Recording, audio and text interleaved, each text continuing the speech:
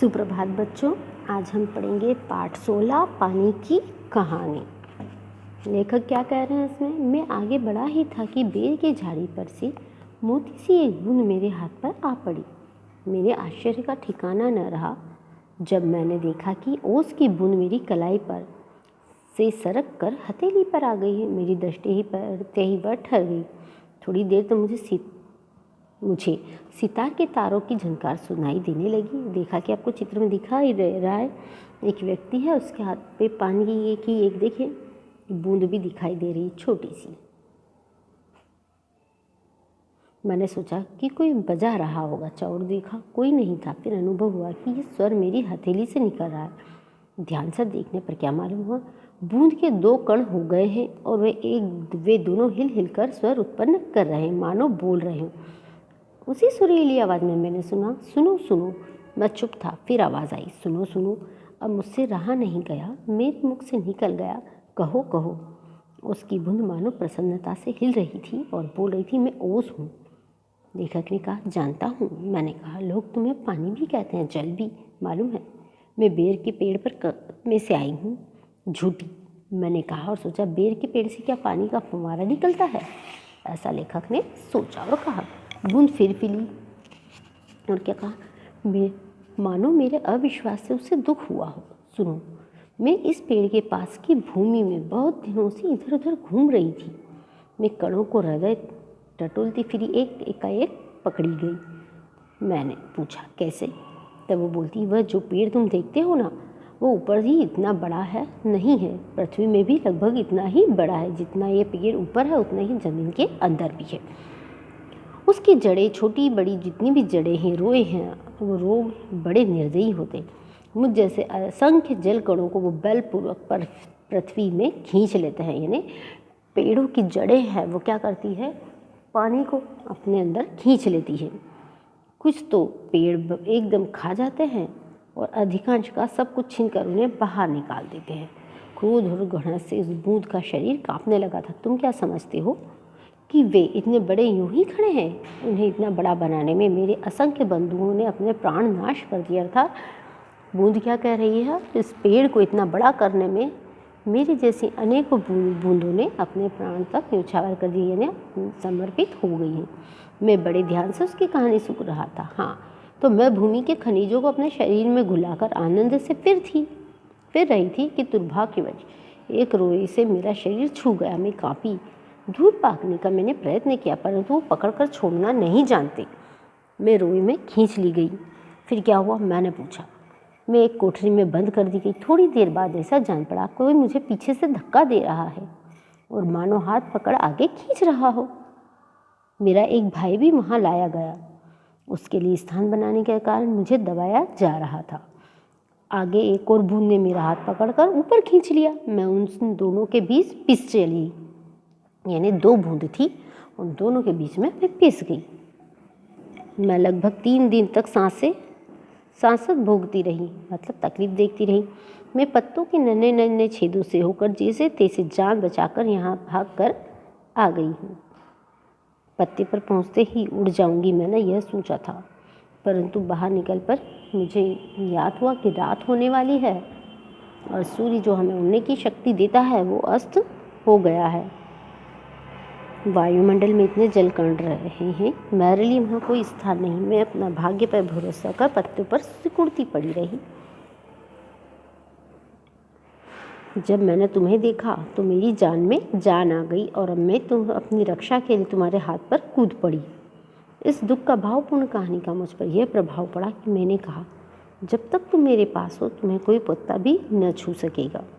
उसने भैया कह के धन्यवाद दिया। मैं जब तक सूर्य न निकले तभी तक रक्षा चाहती हूँ। उनका दर्शन करते ही मुझ में उड़ने की शक्ति आ जाएगी और मेरा जीवन विचित्र घटनाओं से परिपूर्ण है।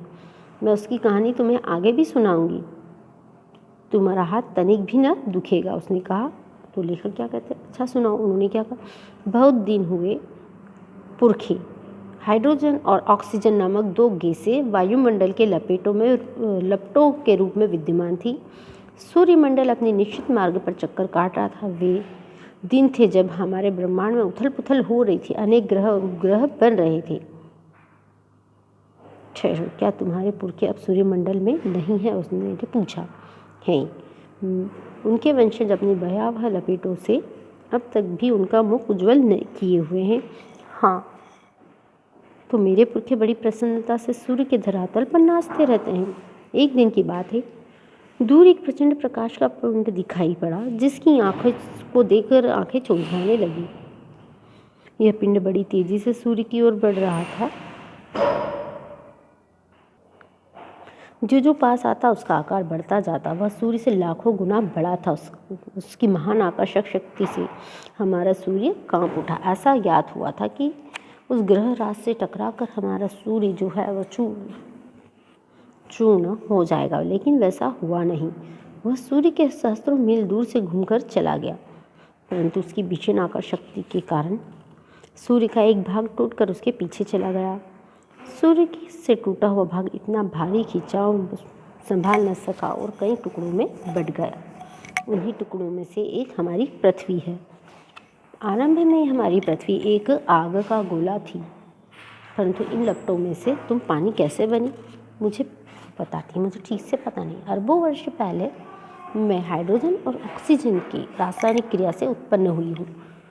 उन्होंने आपस में मिलकर अपना प्रत्यक्ष अस्तित्व गंवा दिया और मुझे उत्पन्न किया। मैं उन दिनों भाप के रूप में पृथ्वी के चारों ओर घूमती थी। बाद में न जाने क्या हुआ, जब मुझे होश आया तो मैं अपने आप को ठोस रूप में पाने लगी, बर्फ़ की में रूप में। मेरा शरीर पहले भाप रूप में था, वह अब अत्यंत छोटा हो गया था। वह पहले से कोई 70वां भाग आ गया था। मैंने चारों ओर देखा, असंख्य साथ ही बर्फ़ बने पड़े हैं। जहाँ तक दृष्टि जाती मुझे बर्फ़ ही बर्फ़ दिखाई दे रही थी। जब सूर्य की किरणें उन पर पड़ी तो उसने अपना सौंदर्य बिखेरा। हमारे न जाने कितने साथी थे जो बड़ी उत्सुकता से आंधी में ऊंचा उड़ने उछलने कूदने के लिए कमर कसे तैयार थे। बड़े आनंद का समय रहा होगा वह। मैंने वैसे दीर्घ जीव से वार्तालाप करती जान अपने आप को धन्य माना और ओस की बूंद में प्रति मेरी श्रद्धा बढ़ती चली गई। हम शांति से बैठे एक दिन हवा में खेलने की कहानियाँ सुन रहे थे कि अचानक ऐसा अनुभव हुआ मानो हम सरक रहे हों। सबके मुंह से हवाइयाँ उड़ने लगीं। तब क्या होगा? इतने दिन आनंद से कटने के पश्चात दुख सहन करने का साहस हमें न था, परंतु हमें पता लगा कि हमारे भार से हमारे नीचे वाले भाई दबकर पानी हो गए हैं। उनका शरीर ठोसपन को छोड़ चुका है और उनके तरल शरीर पर हम फिसल चले। मैं कई माह समुद्र में इधर उधर घूमती रही। फिर एक दिन गर्म धारा से भेंट हो गई। धारा के अस्तित्व को ठंडक पहुंचाने के लिए हमने उसकी गर्मी सूखनी आरंभ करी, जिसके फलस्वरूप हम भी पिघल पड़े और पानी बनकर समुद्र में मिल गए। समुद्र का भाग बनकर मैंने जो दृश्य देखा वह वर्णनातीत है। मैं अभी तक समझती थी कि समुद्र में केवल मेरे बंधु बांधवों का ही राज्य, परंतु अब ज्ञात हुआ कि समुद्र में हलचल वास्तव में दूसरे जीवों की है। उसमें नीरा नमक भरा है। पहले समुद्र का खारापन मुझे अच्छा नहीं भाया, जी मचलाने लगा, लेकिन धीरे धीरे अब आदत पड़ गई। एक दिन मेरे जी में आया, मैं समुद्र के ऊपर तो बहुत घूम चुकी हूँ, भीतर जाकर देखूँ। यह कार्य के लिए मैंने गहरे में जाना आरंभ किया। मार्ग में मैंने विचित्र जीव जंतु देखे। अत्यंत धीमे रेंग वाले घोंगे, जालीदार मछलियाँ, कई मन भारी कछुए भी देखे। कई तरह की मछलियाँ देखी जिनके मनुष्य की तरह जो दिखती थी, जिनके 8 हाथ थे। वह इन हाथों से अपने शिकार को जकड़ लेती थी। मैं और गहराई में जाने लगा तो मैंने एक ऐसी वस्तु देखी जिसे मैं देखकर चौंक पड़ी। अब तक समुद्र में अंधेरा था। सूर्य का प्रकाश कुछ भी भीतर तक पहुंच पाता था और बल लगाकर देखने का कारण मेरे नेत्र यानी मेरी आंखें दुखने लगी। मैं सोच रही थी कि यहाँ पर जीवों को कैसा दिखाई पड़ता होगा। सामने एक ऐसा जीव दिखाई दिया मानो कोई लालटेन लिए घूम रहा हो। यह अत्यंत सुंदर मछली थी जिसके शरीर से चमक निकल रही थी। विचित्र है, जब मैं और समुद्र के नीचे गहराई में पहुंची तो वहाँ भी जंगल है। छोटे ठिगने मोटे पत्ते वाले पेड़ बहुताया उगे हुए हैं। वहाँ पर पहाड़ियाँ घाटियाँ सब है। गुफाओं में नाना प्रकार के जीव रहते हैं जो निपट अंधे तथा महा आलसी हैं। यह सब देखने में मुझे कई वर्ष लगे। जी में आया कि अब मैं ऊपर लौट चलूँ, परंतु प्रयत्न करने पर भी जान पड़ा कि असंभव। मेरे ऊपर पानी की कई 3 मील मोटी तह थी। मैं भूमि में घुसकर जान बचाने की चेष्टा करने लगी।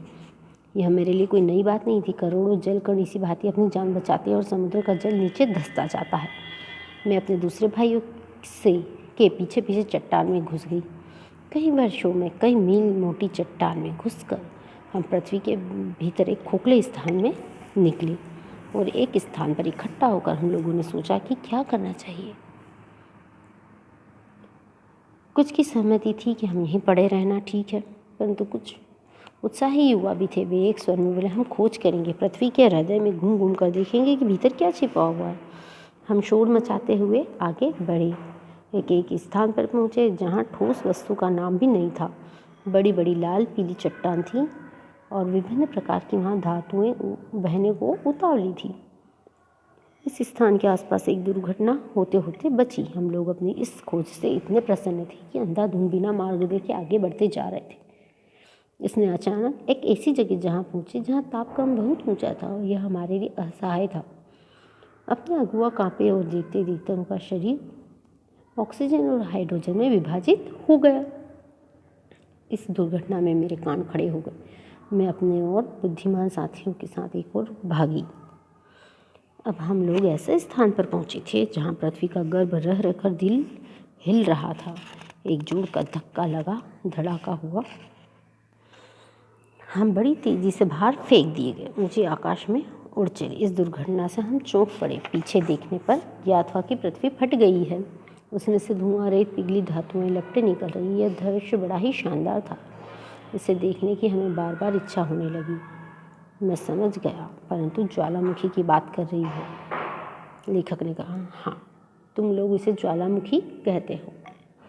अब जब हम ऊपर पहुँचे तो हमें एक और भाप का बड़ा दल मिला।